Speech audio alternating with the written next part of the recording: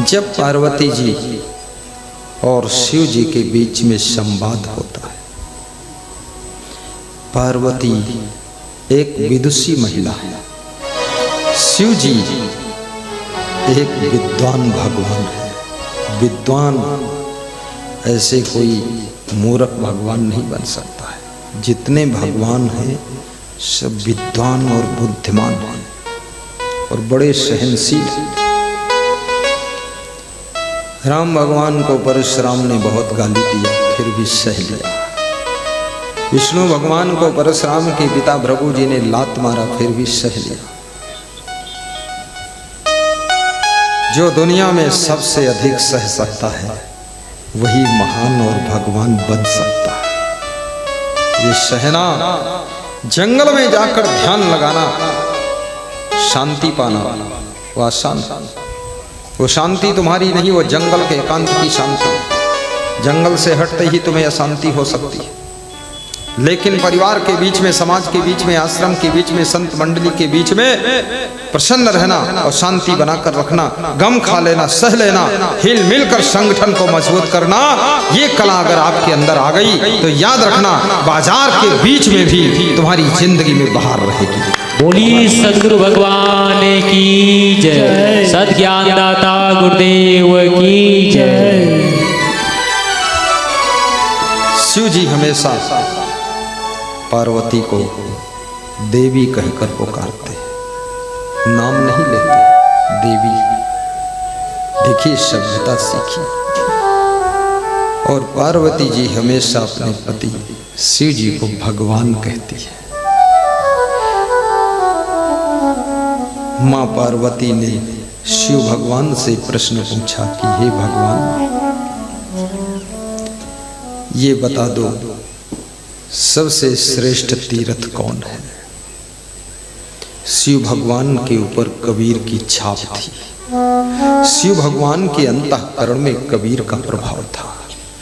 शिव भगवान कबीर के ज्ञान में स्नान कर चुके थे। कबीर की टोन में, कबीर की ध्वनि में और कबीर के स्वर में शिव भगवान ईश्वर बोल रहा है। क्या? गुरु भवा परम तीर्थम अन्य तीर्थम निरर्थकम। लोग कहते हैं कबीर तीर्थ मूर्त नहीं मानते। छोड़ो, कबीर साहब के चक्कर में क्यों पड़े हो, परेशान कर रहे हो। शिव जी कहाँ मानते हैं? शिव जी क्या कह रहे हैं? गुरु भक्ति श्रेष्ठ तीर्थ है हे देवी, अन्य तीर्थ निरर्थक है। ये शिव जी का वचन है स्कंद पुराण का। गुरु भावा परम तीर्थम अन्य तीर्थम निरर्थकम। प्रमाणित करता हूं मैं। सर्वतीर्थमयम देवी। देखिए देवी कहाँ कहा? हे देवी, सर्व तीर्थ का रूप श्री गुरु चरणाम्बुजम। श्री गुरुदेव के कमल रूपी चरण में सब तीर्थों का फल मिलता है। कितना ऊंचाई पर गुरु को बिठाया है। शिव जी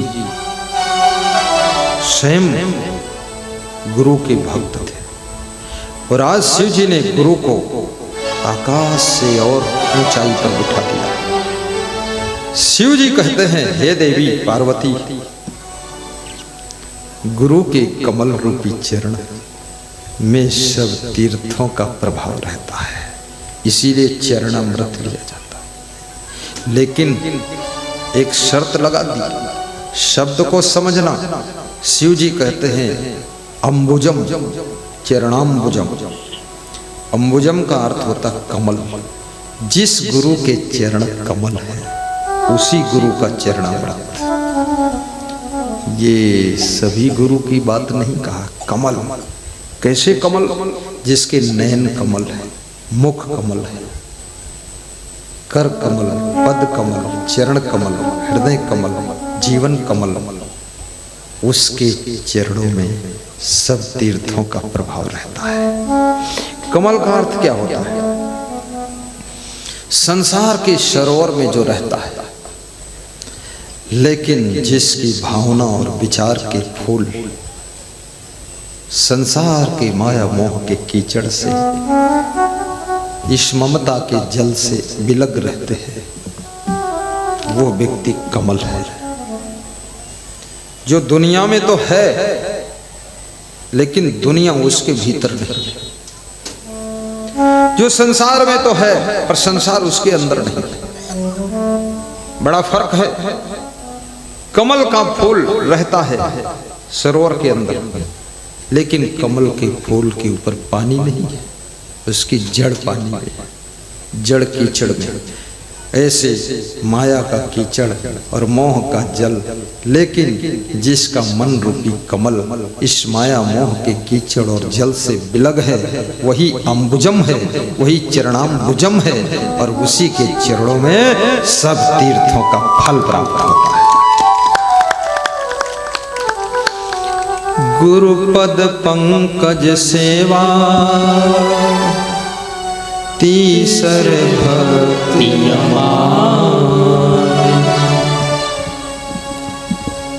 गुरुपद पंकज सेवा।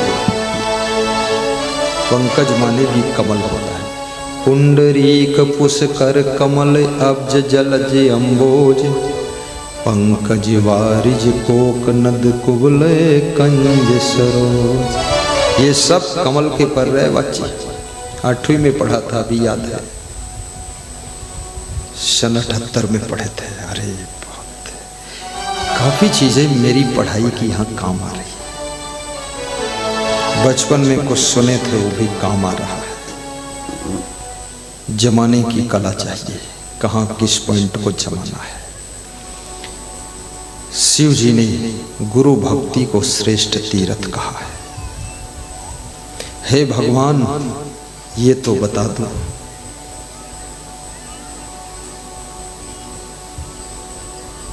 गुरु कैसा होना चाहिए? पार्वती जी पूछ रही, गुरु कैसा होना चाहिए? कबीर साहब तो इतना कहते हैं, गुरु करे जान के पानी पिए छान के। लेकिन मैं तो ये कहता हूँ, पानी छान कर पीने से भी काम नहीं चलेगा, पानी को भी समझना पड़ेगा। इस पानी में स्वास्थ्यवर्धक तत्व कितना है। छानोगे लेकिन रहेगा तो वही पानी। कितना पानी हैंडपंप से निकलते ही पीले रंग का हो जाता है, पीने योग्य ही नहीं। कितना छानो उसको, छानते रहो दिन भर तो। और गुरु करे जान की, और गुरु को जानने में जिंदगी गुजर जाती है। क्योंकि आदमी रंग बदलता है, आदमी छिप कर रहता है, आदमी को पहचानना बहुत कठिन है। सदियां गुजर जाती हैं तब आदमी पहचान में आता है, और आदमी को पहचान लिया तुमने, खतरों से बच सकते हो। इसलिए याद रखना, गुरु को समझने में भी बहुत टाइम लगता है।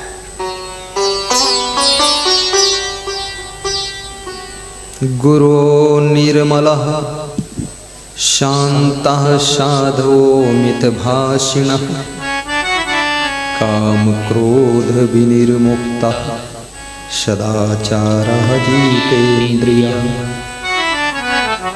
जो सदाचारी है, जितेंद्रिय है, मितभाषी है, निर्मल है, शांत माने जो प्रसन्न चित्त है, और साधु है। क्या बात! शिव जी कह रहे हैं, जो साधु हो, गृहस्थ ना हो, उसको गुरु बनाइए। कितने लोग गृहस्थ गुरु बनाकर आशा कर रहे हैं हम भी भवसागर से तर जाएंगे। खून से, कपड़े में लगा हुआ खून धोइए, और खून लग सकता है, वो धुल नहीं सकता है। कीचड़ से कीचड़ धोइए, वो धुल नहीं सकता और लग सकता है। याद रखना, ये मोह में फंसा हुआ इंसान माया की कीचड़ में धंसा हुआ इंसान और ये विषय भोगों में डूबा हुआ इंसान ये तुमको तार नहीं सकता है, ये खुद के साथ तुमको भी डुबा सकता है। बोलिए सद्गुरु भगवान की जय। साधु गुरु चाहिए। शिव जी कह रहे हैं, मैं कुछ नहीं बोल रहा। जो नाराज हो शिव जी से मिलो, एक त्रिशूल भोंक देंगे तुम्हारे।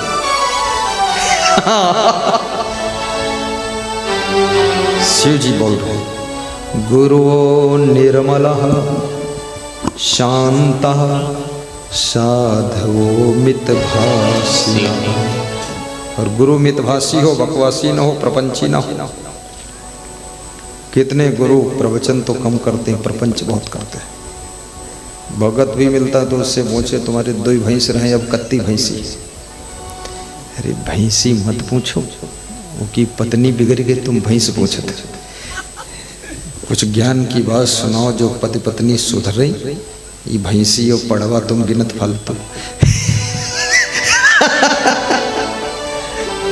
मैं तो अपने आश्रम में नहीं पूछता हूँ कितनी भैंसी और कितने पड़वा। अब तो देखने भी नहीं जाता, टाइम नहीं मेरे पास। क्योंकि जिनके पास भैंस संभालने की बुद्धि है उनको भैंस संभाल ले दो,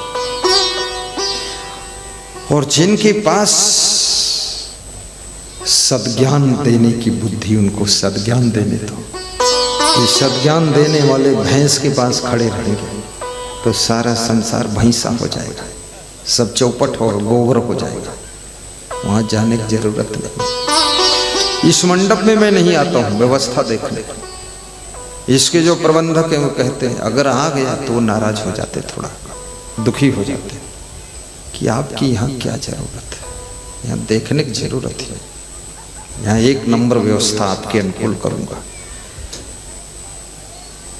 शिष्य वही महान है जो गुरु को देखना भी ना पड़े और व्यवस्था टाप की रहे, वो शिष्य महान है। पत्नी वो महान है जिसके पति को घर में दिमाग ना लगाना पड़े कि यहाँ प्याला रखो, यहाँ कटोरा रखो, इधर रजाई रखो, तो समझ लेना वो पत्नी महान है जो अपने आप सेट कर देती है। लेकिन पति वो महान है जो बाहर का कारोबार फर्स्ट क्लास चलाता है, व्यवस्था को अच्छा संभालता है। और गुरु वो महान है जिसकी जो ड्यूटी है उसमें स्पेशलिस्ट बनिए, विशेषज्ञ बनिए, मर्मज्ञ बनिए, दक्ष बनिए, पारंगत बनिए, प्रवीण बनिए, कुशल बनिए, उसमें टॉप कीजिए। वह हर जगह हाथ डालते हो जाकर, हर जगह हाथ डालने की जरूरत नहीं।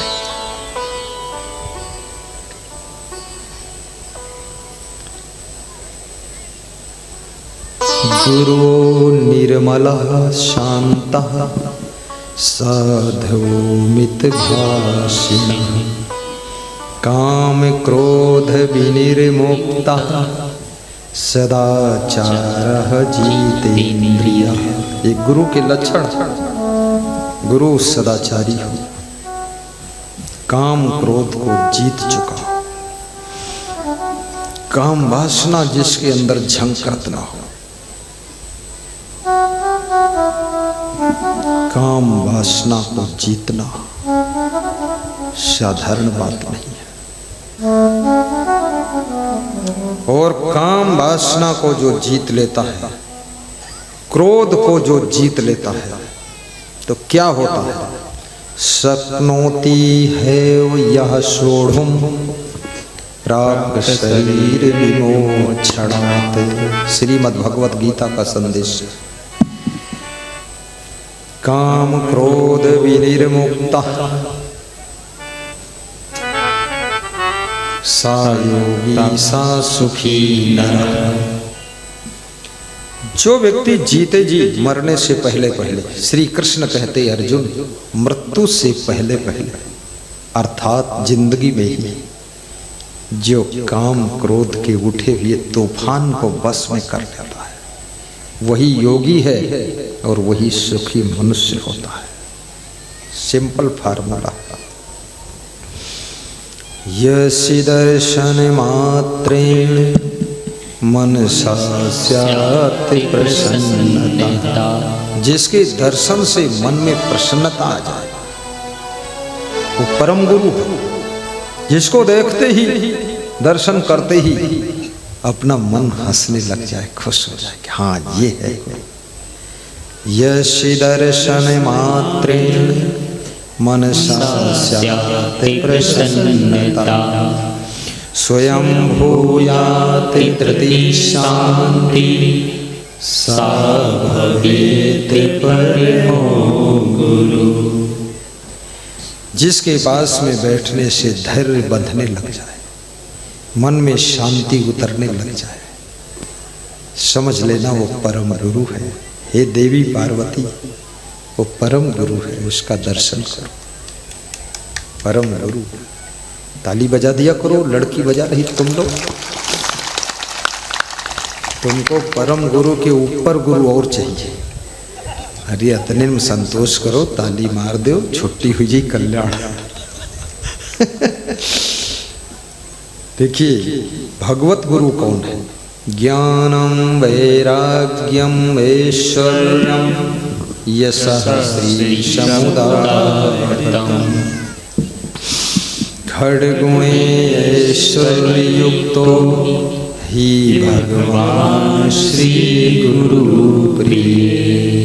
जिसको ज्ञान है, आत्मज्ञान, तत्व ज्ञान, पूर्ण ज्ञान, जिसके अंदर विषयों से वैराग्य, जो ऐश्वर्यवान है, जो मृदुभाषी है, और जिसके पास में लक्ष्मी की कृपा भी है, कंगाल नहीं है, लक्ष्मी भी है,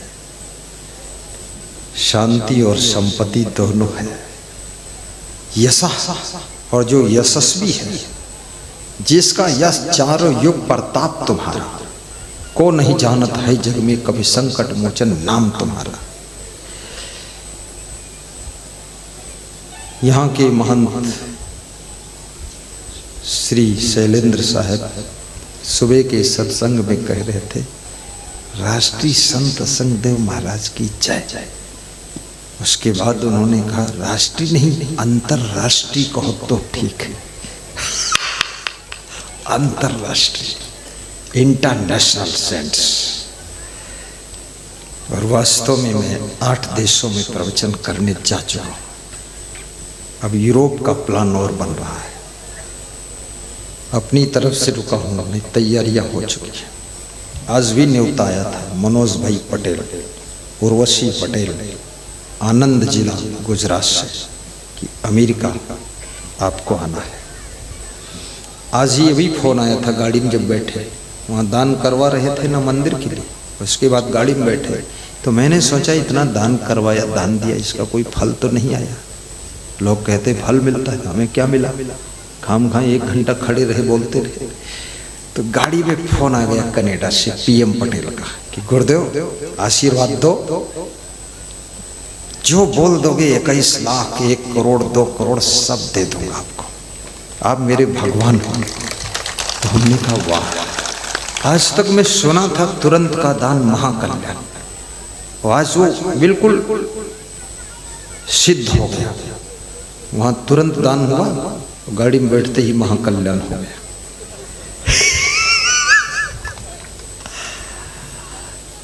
जिस गुरु के पास में लक्ष्मी भी है,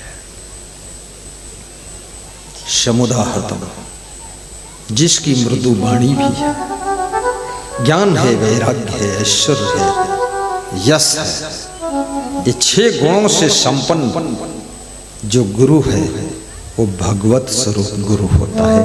भगवत स्वरूप गुरु होता है, भगवान का रूप होता है।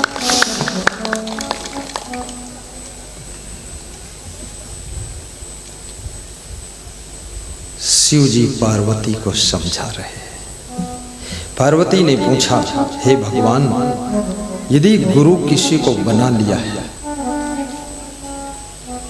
और दूसरा कोई अच्छा गुरु मिल गया तो उसको बनाने का मन है, तो बनाऊंगी तो पाप लगेगा कि क्या होगा? तो शिव जी कहते हैं, ज्ञानहीनो गुरु त्याज्यो मिथ्यावादी विडम्बकः सो विश्रांति न जानाति पर शांति करोति किम। ज्ञानहीन गुरु का त्याग करने से पाप नहीं लगता है, क्योंकि भवसागर से पार होना है और दूसरा गुरु तुम बना सकते हो। भगवान राम ने बचपन में वशिष्ठ को गुरु बनाया था। वशिष्ठ गृहस्थ थे। जब राम बड़े हुए तो विश्वामित्र को सदगुरु बनाया। विश्वामित्र त्यागी गुरु थे। वशिष्ठ ने भी कहा था कि अब विश्वामित्र को गुरु बनाओ। बचपन की यात्रा मैंने कराई है भक्ति के पथ पर तुमको, अब आगे की यात्रा में ये विश्वामित्र तुम्हारे साथ रहेंगे। और विश्वामित्र जैसा गुरु मिल जाए तो वो शिष्य विश्व का मित्र बन जाता है और उसी का नाम भगवान राम होता है।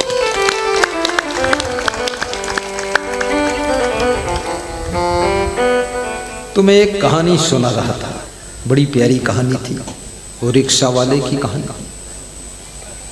उस कहानी में क्या था, 5 रुपये बचे। रिक्शा चालक ने अपनी पत्नी को दिया। पत्नी 5 रुपये देखकर खुश तो हुई, लेकिन पत्नी के मन में लालच नहीं आया।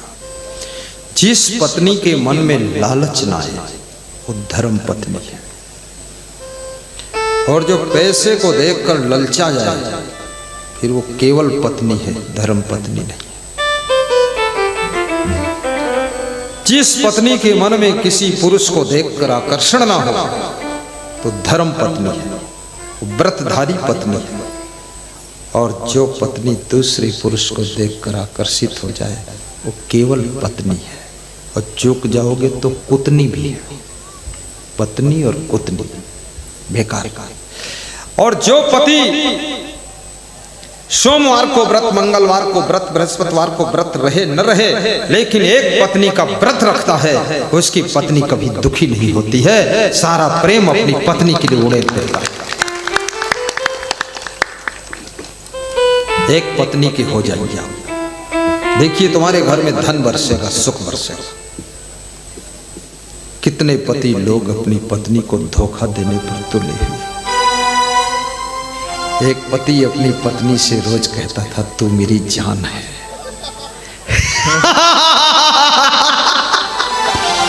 पत्नी बहुत खुश होती थी, फूल जाती थी, अरे मैं इसकी जान हूं, जब चाहूंगी जान खींच दूंगी। और पति हर रोज बोलता था तू मेरी जान है। तो उस पत्नी ने पूछा मैं तेरी जान हूं, तू मुझे बहुत मानता है? तो पति बोला मैं सच कहूं, ये तू मेरी जान है, ये शब्द में 10 स्त्रियों से और कह चुका हूं। अरे पागल, 10 स्त्रियों से और कह चुका है, इतना भ्रष्ट है। बोले इसलिए तो सत्य बोलना नहीं चाहिए। तो कबीर ही सत्य बोल सकता, सांच बराबर पत्नी। सत्य बोल दो तो भ्रष्ट हो गए, और झूठ बोलो तो श्रेष्ठ हो गए। सत्य आपकी सारी चादरों को उखाड़ देता है। तो पति को भी गुस्सा आ गया। उसने कहा जब से मैंने तेरे साथ शादी किया तो मेरी जान है, और मैं तो पूरा तेरे चक्कर में पड़ करके जानवर हो गया, जानवर बन गया। पत्नी को गुस्सा आ गई, है मेरे साथ शादी करके तू जानवर बन गया, उसके पहले तो क्या कोई देवी देवता था? तो कैसे जानवर बन गए मेरे से शादी करके? उसने कहा ऐसे बन गए, तू मेरी जान है और मैं तेरा वर हूं, और दोनों जोड़ दो तो जानवर हो गया।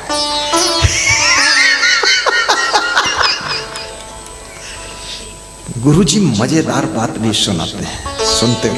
लास्ट दिन है, अरे बंद करने का टाइम आ गया। बंद करूं कि थोड़ा और सुनाऊं? 8:30 हो गया है, थोड़ा और। गुरु सुनाते रहे हम तो सुनते रहे, गुरु सुनाते रहे हम तो सुनते रहे।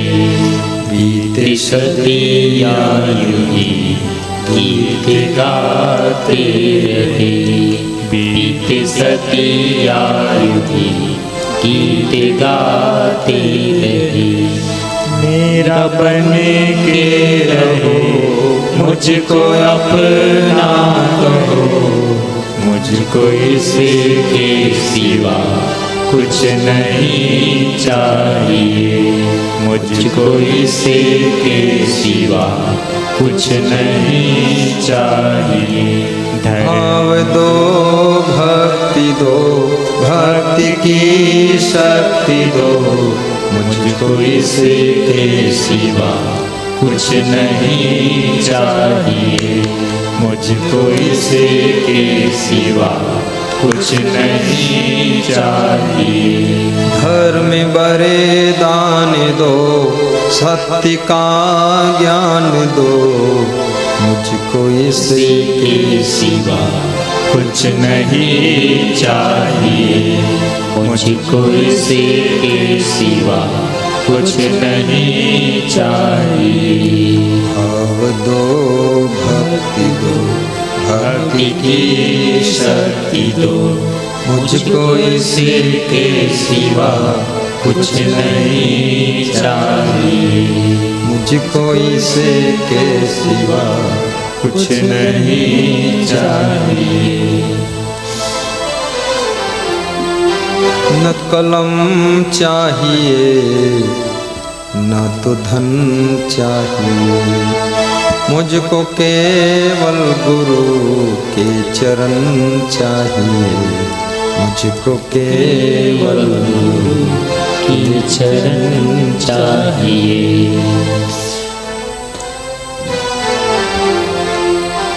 रिक्शा चालक की पत्नी 5 रुपए अपने पति को वापस कर देती है। बड़े गंभीर स्वर में कहती है, पति देव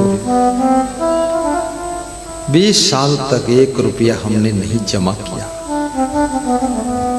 ये 5 रुपये आज जो बचा कर लाए हो, ये पैसा मेरी प्रार्थना है, इसको वापस ले जाओ।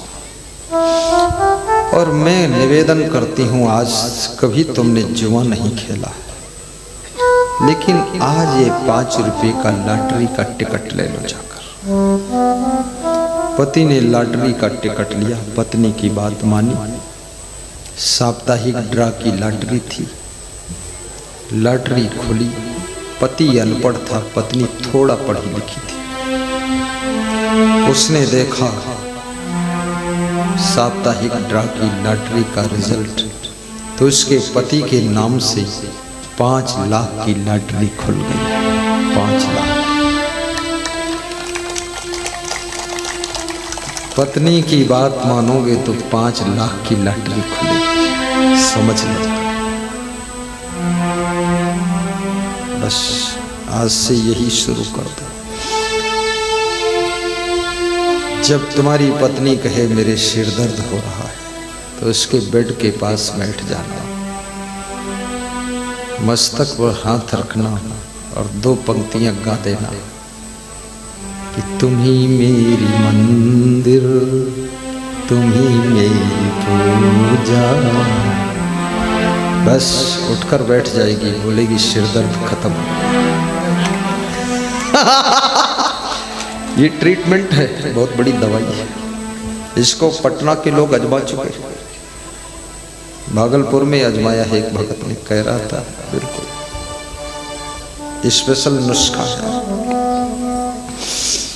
तुम्हें देख कर के एक ख्याल आ रहा है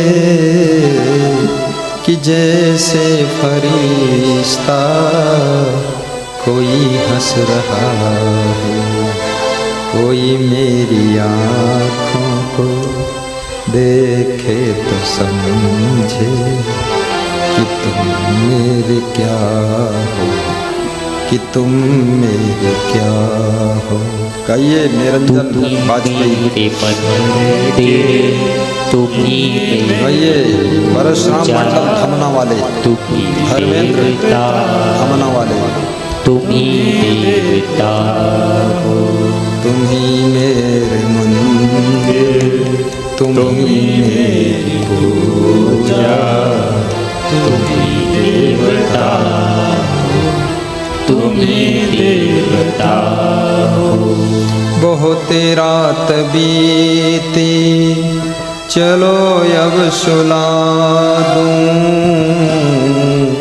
पवन छेड़ सरगम भजन में सुना दूं। बहुत रात बीती चलो अब सुला दूं, पवन छेड़ सरगम भजन में सुना दूं। तुम्ही मेरे नैना, तुम्ही मेरे बैना, तुम्ही मेरी वैष्णा, तुम्ही मेरी श्रवण, तुम्ही मेरे नैना, प्रेम की तुम्ही मेरी बैना, संसार प्रेम का सागर है। मेरी रसीना, प्रेम में गोता लगाओ, सुख शांति के मोती मिलेंगे। तुम्हें देख कर के एक ख्याल आ रहा है कि जैसे फरिश्ता कोई सो रहा है। तुम्हें देख कर के बहुत अच्छा ख्याल आ रहा है कि जैसे फरिश्ता कोई हंस रहा है। कोई मेरी आँखों को देखे तो समझे कि तुम मेरे क्या हो, कि तुम मेरी क्या हो। तुम्ही मेरे बहुत सुंदर गाते रहिए। तुम्ही मेरी बहुत अच्छा पूजा, तुम्ही देवता हो, तुम्ही देवता हो। जिधर देखता हूँ नजर तुम ही आके, सभी भक्त साधक तेरे गीत गाते। जिधर देखता हूँ नजर तुम ही आते, सभी भक्त साधक तेरे गीत गाते। गीतों की माला के रचयिया तुम्ही हो, जीवन की नैया के खेवैया तुम्ही हो। तुम्ही राम में कन्हैया तुम्ही हो, जीवन की नैया के खेवैया तुम्ही हो। तुम्ही मेरे मंदिर, तुम्ही मेरी पूजा, तुम्ही देवता हो, तुम्ही देवता। न जानू मैं भक्ति, न जानू मैं पूजा, सिवा तेरे सत्य गुरु नहीं और दूजा। सिवा तेरे सत्य गुरु नहीं और दूजा। नसीबों के मेरे रचैया तुम्ही हो, जीवन की नैया के खेवैया तुम्ही हो। तुम्ही मेरे मंदिर, तुम्ही मेरी पूजा, तुम्ही देवता हो, तुम्ही देवता हो। बोलिए सद्गुरु भगवान की जय।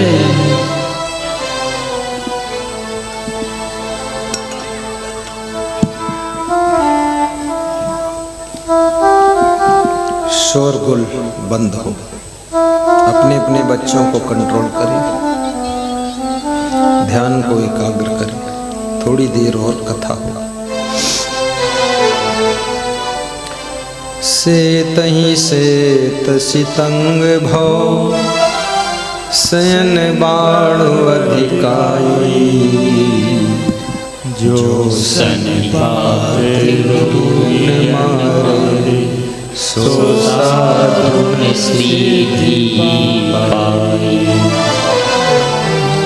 राम मंदिर का दर्शन हो रहा है, ताली बजा दीजिए। जय श्री राम।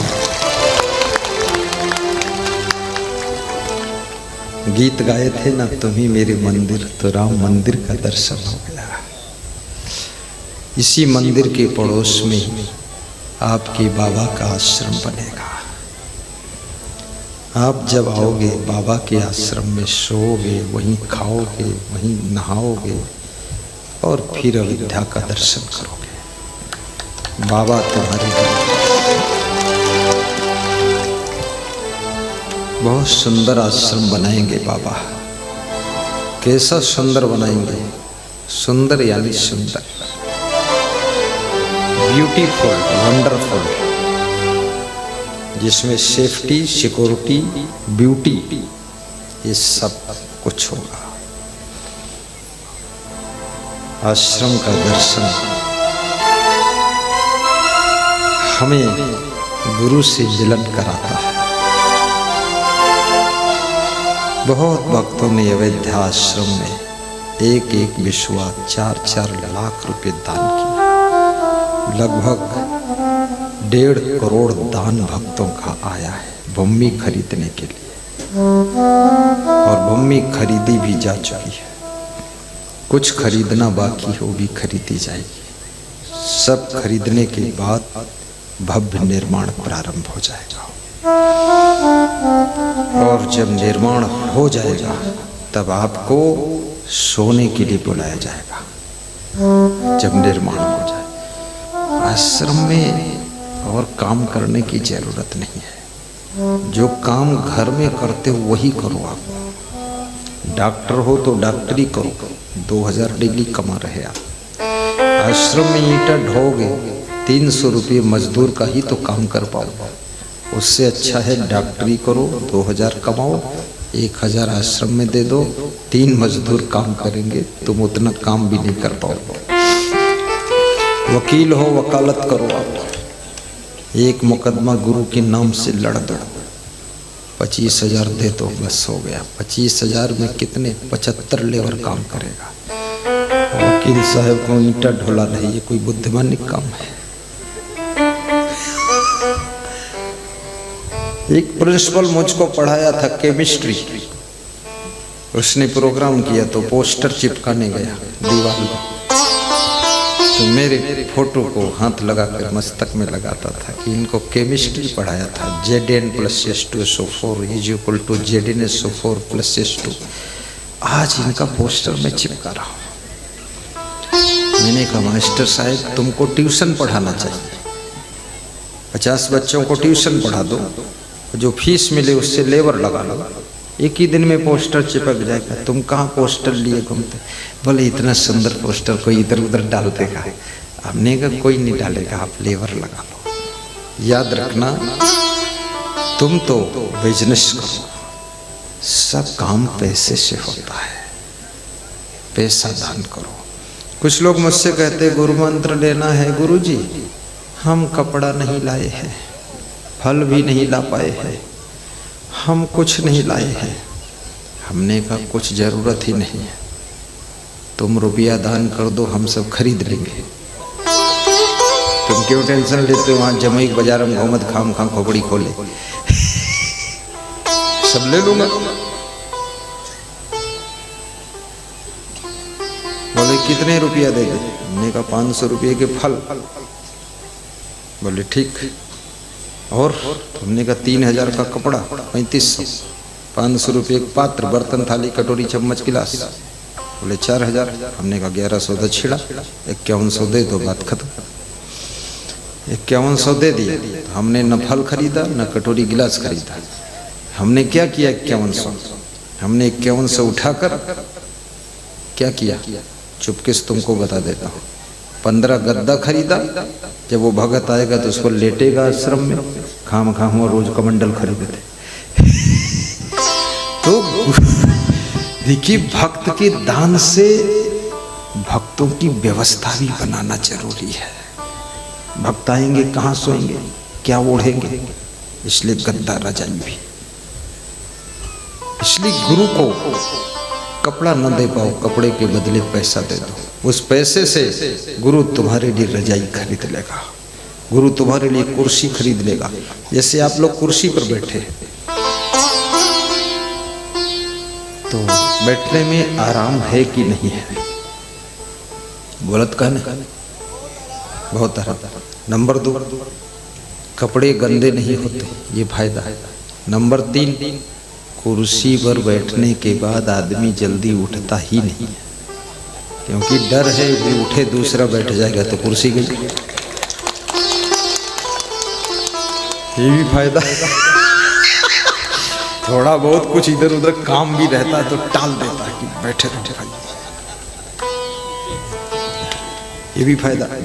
चौथा फायदा, जूता चप्पल किसी का खोता ही नहीं, अपना जूता चप्पल अपने पास। अपने पता चले सत्संग सुनने गए थे और 6000 का जूता कोई और ले गए, चप्पल खो गए। बहुत जूता चप्पल खोता था, वो भी खत्म। फायदा ही फायदा है। और 5वां फायदा, सत्संग VIP ग्रेड का हो गया। जब श्रोता कुर्सियों पर बैठ गए तो VIP व्यवस्था हो गई, हम लोग VIP में आ गए। और 6ठा फायदा एक और है कि गुरु के मन का संकोच खत्म हो गया। गुरु सोचता था ये लोग जमीन में बैठे हैं, अच्छा नहीं लगता, गुरु को अच्छा लगता है। और 7वां फायदा, जब तुम कुर्सी पे बैठते हो तुमको अच्छा लगता है, आराम मिलती है, जूता चप्पल सुरक्षित रहते हैं, सब कुछ ठीक रहता है, तुम्हारा सम्मान भी बढ़ता है, होता कि नहीं होता है। तो तुम क्या करते हो, तुम दान भी ज्यादा देते हो, तो हमारा भी फायदा।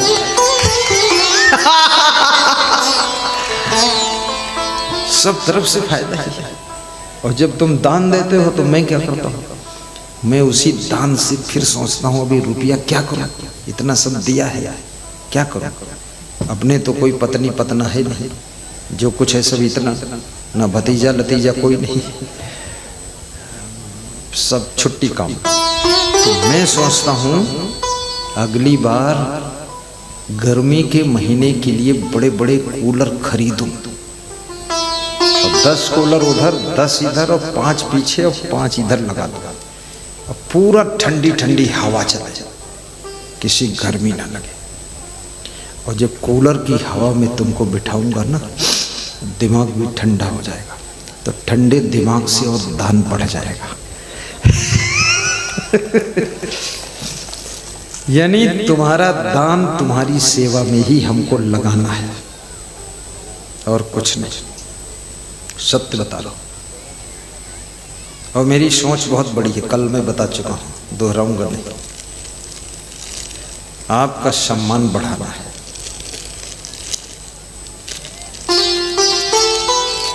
आइए सत्संग समापन की ओर जाएगा, थोड़ा सा कहानी बची है।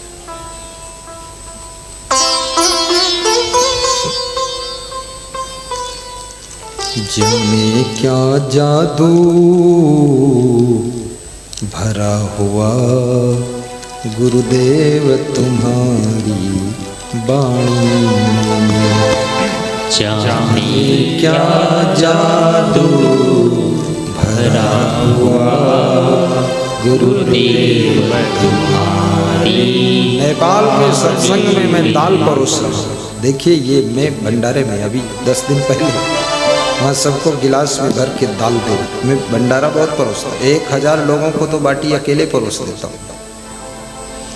मेरा मन तो खूब होता सेवा करूँ, पत्तल भी उठाऊँ, पर टाइम नहीं मिलता है, मैं जुट जाता हूँ। क्योंकि भगवान कृष्ण ने भी पत्तल उठाए थे, कृष्ण ने सबके चरण पखारे थे। जो छोटे से छोटा काम करने के लिए खड़ा हो जाता है वही सबके बीच में बड़ा हो जाता है। वही सबके बीच में बड़ा है। जिस काम को साधारण मनुष्य करने में मुंह सिकोड़ते हैं, उस काम को जो हंसते हंसते कर देता है, वही इंसान के बीच में भगवान बन जाता है। भगवान बन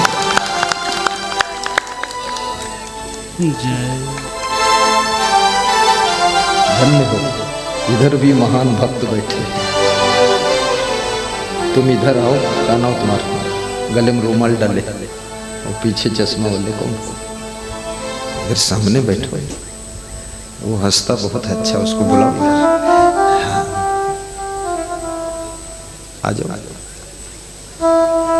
हाँ, वो पर्दे के पास उठो। हाँ, आ जाओ। क्या नाम है? देवकी। दोनों जने इधर आओ, दोनों। हाँ, कुर्सी ले आओ साथ में। अपन कुर्सी भी साथ में ले आओ। यहाँ कुर्सी है नहीं। हाँ, पकड़े लो बस।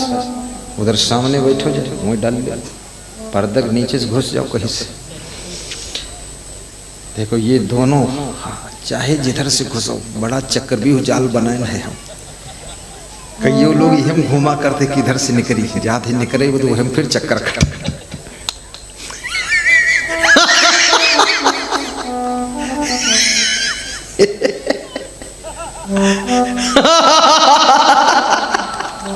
वो सुरेंद्र साहब भी खुश खूब है। आज आखिरी रात है, बस खुश हो जाओ। करी लो भजन केरी बात, हावे रही से थोड़ी रात। करी लो भजन केरी बात, हावे रही से थोड़ी रात। करी लो भक्ति केरी बात, हावे रही से थोड़ी रात। तो पत्नी के मन में चिंता हुई कि मेरा पति 5 लाख की लॉटरी की खबर पाते ही कहीं इस खुशी को हजम नहीं कर पाया, हार्ट अटैक हो गया तो क्या होगा। पत्नी को पति के जिंदगी की बहुत चिंता रहती है, और वास्तव में वही पत्नी है जो पति की चिंता करती है, और वही सही पति है जो अपनी पत्नी की भी थोड़ी चिंता करता है। थोड़ी थोड़ी चिंता तो होना ही चाहिए, फिक्र रखना चाहिए, क्योंकि धन से बड़ा धन नारी धन है। धन से बड़ा धन, दौलत से बड़ी दौलत तुम्हारा पति ही दौलत है। इसलिए 10,000 की गड्डी को संभालने के लिए तुम इतनी चिंता करते हो, लेकिन जो 10,000 की गड्डी खर्च करके भी नहीं मिल सकता है पति, नहीं मिल सकती पत्नी, उसके लिए भी थोड़ा फिक्र करो। जो पैसों से नहीं मिलता है, केवल भाग्य और प्रेम से मिलता है। तो पत्नी ने सोचा क्या उपाय करूं, कैसे अपने पति को खुशी हजम कराऊं। पत्नी गांव के मंदिर में गई। मंदिर में पुजारी रहता था। पुजारी से कहा, पुजारी साहब मेरे पति के नाम 5 लाख की लॉटरी निकली है, तो मेरे पति को ये खुशी हजम कराना है, तो ये सेवा आप कर दो, कुछ आपको भी दान करूंगी। पुजारी बोला मेरा तो यही धंधा ही है, ले आओ अपने पति को। घर आकर के रिक्शा चालक की पत्नी ने अपने पति से कहा कि बहुत दिन हो गए गरीबी भोगते भोगते, चलो मंदिर में देवी देवता के सामने प्रार्थना करते हैं, ध्यान करते हैं, कुछ शायद कृपा हो जाए, दुआ हो जाए तो गरीबी दूर हो जाए। चलिए। पति पत्नी की बात मान लेता था, चला गया। जब मंदिर में पहुंचे, पूजा तो झूठ मूठ करना था, मंदिर तो झूठ मूठ आना था, बात तो वो थी असली 5 लाख की खुशी हजम कराना था। असली बात शुरू हो गई। पूजा के बाद में पुजारी ने कहा एक बात बताओ भगत जी, आपको अगर कोई 1 लाख रुपया दे दे तो क्या करोगे? भगवान की कृपा से 1 लाख मिल जाए तो क्या करोगे? भगवत कृपा हो जाए तो उसने कहा 1 लाख मिल जाए तो रिक्शा बेच करके मैं एक 4 व्हीलर गाड़ी लाऊंगा, उससे किराया ढाऊंगा। वाह क्या बात, बुद्धिमान आदमी। बोले यदि 2 लाख मिल जाए तो? बोले 2 लाख मिल जाए तो 1 लाख में पुराने जमाने की बात, मकान बना दूंगा, आराम से रहूंगा। बोले 3 लाख मिल जाए तो? बोले बेटी का विवाह करके फाइनल कर दूंगा, उससे भी छुट्टी ले लूंगा। अरे 4 लाख मिल जाए तो? बोले 1 लाख बैंक में डाल दूंगा, ब्याज आएगा, आराम से खाऊंगा। और 5 लाख मिल जाए तो, बोला 5 लाख मिल जाए तो क्या करूंगा जानते हो? पुरानी कार बेच करके नई स्टैंडर्ड कार लाऊंगा। तो पुजारी सोचने लगा यार हमको तो कुछ दिया ही नहीं। तो पुजारी ने कहा अगर इससे भी ज़्यादा मिल जाए तो? बोले अगर इससे ज़्यादा मिल जाए तो 1 लाख मैं आपको दे दूंगा। पुजारी को बोल दिया तुझे दे दूंगा। इतना सुनते ही पुजारी का हार्ट अटैक हो गया और पुजारी मर गया। पुजारी की मृत्यु हो गई। जब पुजारी का हार्ट अटैक हुआ तो पति पत्नी दोनों जोर से भागे। बोले ये पुजारी हमारे पति का हार्ट अटैक बचाने के लिए हजम करा रहा था रुपया, इसको खुद ही हजम नहीं हुआ, मर गया पुजारी। याद रखना, पैसा आता है तो हजम नहीं होता है, पैसा चला जाता है तो सहन नहीं होता है, दुख दे जाता है। और पैसा जो हजम कर ले और पैसा जो चला जाए तो सहन कर ले। पैसा के आने पर जिसको अभिमान ना आए और पैसा के चले जाने पर जिसके मन में कोई दुख न हो, उसने जिंदगी जीने की कला सीख लिया है। बोलिए सद्गुरु भगवान की जय।